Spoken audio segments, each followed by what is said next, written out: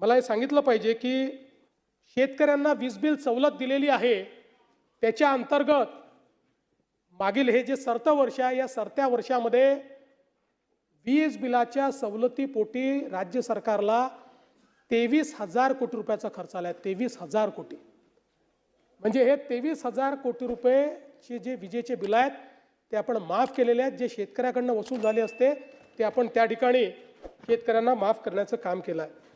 तुम्ही मागेल त्याला कृषी पंपाची घोषणा केली होती, किती लोकांना पंप दिले? मला सांगताना आनंद वाटतो की आत्तापर्यंत जी मागणी आलेली आहे त्या मागणीपैकी 85% लोकांना पंप ऑलरेडी आपण देऊन टाकले.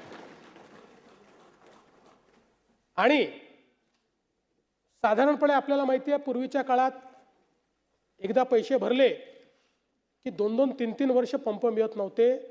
2 महिन्यामध्ये आपण पंप त्या ठिकाणी देतो, 2 महिन्यामध्ये. आणि आता आपली गती किती आहे?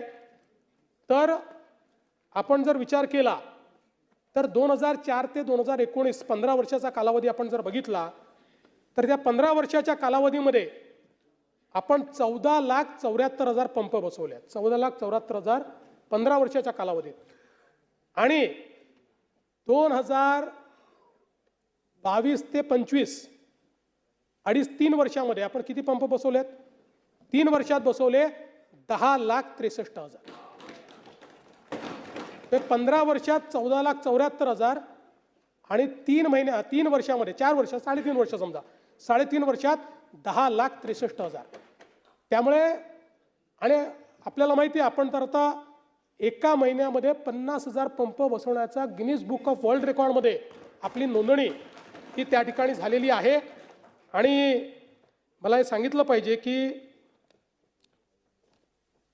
आता ॲव्हरेज 40,000 पंप पर मंथ आपण त्या ठिकाणी लावतो.